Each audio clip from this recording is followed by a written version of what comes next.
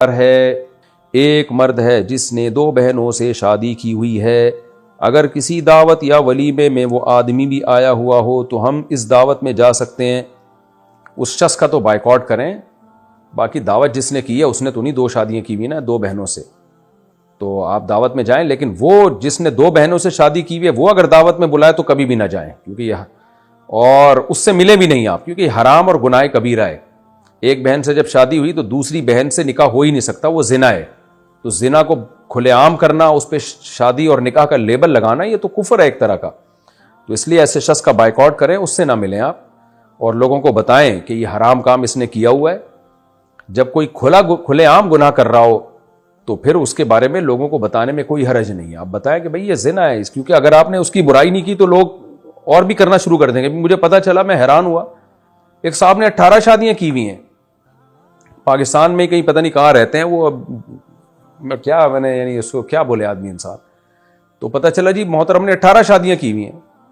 18 لڑکیوں سے افیئر ہے ان کا، اور سب کو بیوی بنایا ہوا ہے، نکاح کیا باقاعدہ سب سے۔ تو بھائی 4 سے زیادہ سے نکاح نہیں ہوتا، 4 سے زیادہ نکاح ایک وقت میں آپ 4 سے زیادہ نہیں رکھ سکتے، لیکن ہیں ایسے لوگ بھی کہ 18 شادیاں کر کے بیٹھے ہوئے، اور چھپائی بھی ہیں انہوں نے، بتایا نہیں ہے دنیا کو، تو ایک کہیں فلانی جگہ رکھی ہے، ہو سکتا ہے 18 کے 18 کو ہی معلوم نہ ہو کہ ہمارے علاوہ بھی اتنی بیویاں اس کمبخت کی، تو یہ زنا ہے بھائی، اور یہ کبیرہ گناہ ہے۔ تو اس لیے 4 سے زیادہ آپ نکاح کریں گے تو وہ کلعدم ہے، اس کی کوئی وہ شریعت میں نکاح ہی نہیں شمار ہوگا وہ۔ اسی طرح 2 بہنوں سے نکاح کر لیا تو جب دوسری سے کیا تو وہ نکاح کلعدم ہے، حرام ہے، ہوا ہی نہیں نکاح، تو ایسے شخص کا بائیکاٹ کریں۔ میرے شوہر نے مجھے طلاق دے دی تھی اور اب ان کا انتقال ہو گیا ہے، میں جنت میں ان کے ساتھ رہنا چاہتی ہوں اور وہ بھی میرے ساتھ رہنا چاہتے تھے، آئیں تو پھر طلاق کیوں دی تھی بھائی؟ بہرحال دونوں بڑے اچھے تھے بھائی، طلاق دے کے بھی چاہتے ہیں کہ بھی ساتھ رہیں، کیا ہم آخرت میں مل سکتے ہیں؟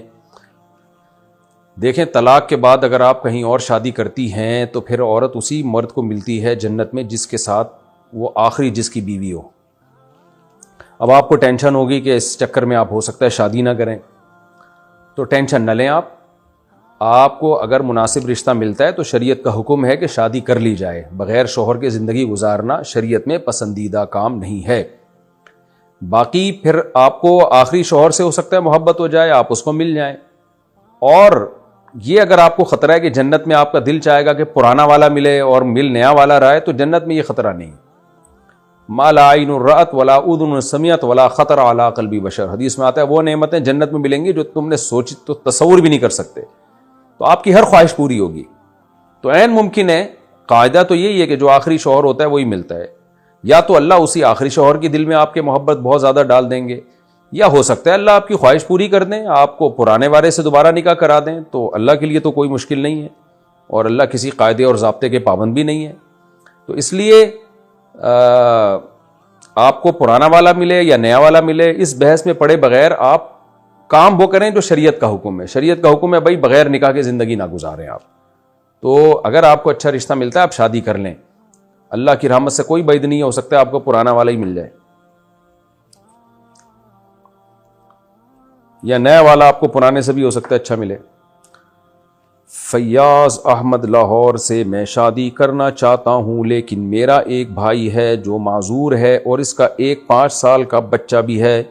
میں شادی تو کر لوں گا لیکن مجھے اس بات کا خوف ہے کہ اگر میں شادی کر لوں تو میری بیوی کہیں میرے اور میرے بھائی اور بھتیجے کے درمیان دراڑ نہ ڈال دے۔ میرے والد صاحب نے وفات کے وقت مجھے وصیت کی تھی کہ اپنے بھائی کا خیال رکھنا، آپ مشورہ دیں۔ ماشاءاللہ آپ کا جذبہ بہت اچھا ہے، یہ انگریزوں میں یہ جذبہ نہیں ہے، انگریز بس تھینک یو اوپر سے بہت اچھے ہیں، یہ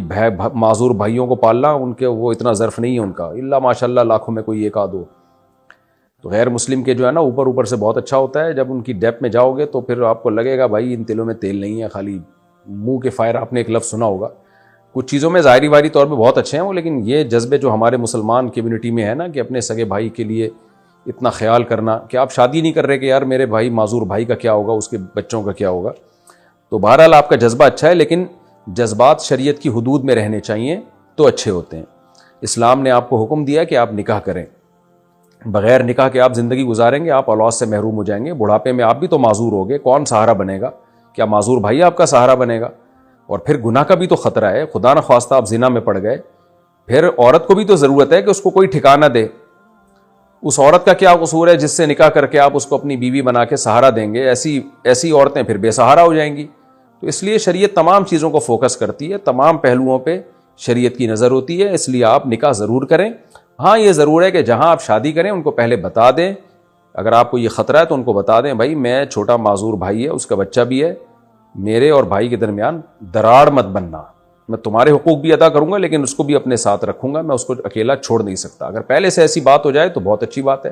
جابر بن عبداللہ رضی اللہ تعالیٰ عنہ نے، صحیح بخاری میں آتا ہے، کسی طلاق یافتہ یا بیوہ سے شادی کی تھی،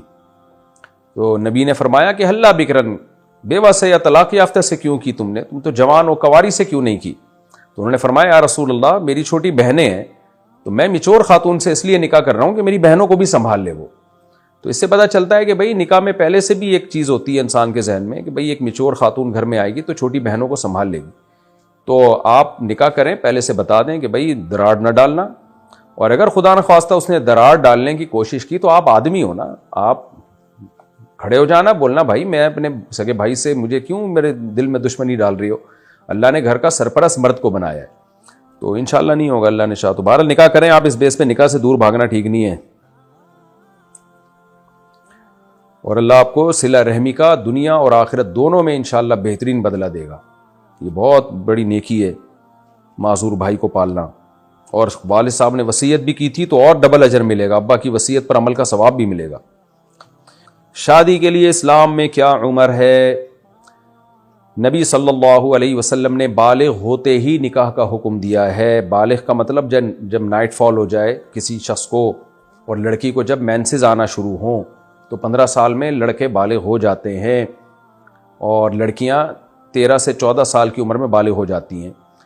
تو اب میں یہ بات جب کہوں گا تو ایک دم سیکولر لبرل طبقہ چیخ اٹھے گا، ہاں یہ دیکھو اتنی سی عمر میں یہ لوگ شادیوں کی ترغیبیں دیتے ہیں۔ تو یہ چونکہ اس مغربی دنیا سے متاثر ہیں، وہ جو کہتے ہیں یہ ان کے سامنے دم ہلاتے ہیں۔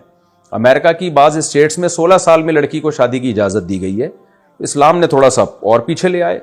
اسلام دین فطرت ہے، وہ کہتا ہے بھائی جب اس کو مینسز آنا شروع ہو گئے اس کا مطلب وہ لڑکی بن گئی ہے، اس میں ڈیزائرز پیدا ہو گئی ہیں،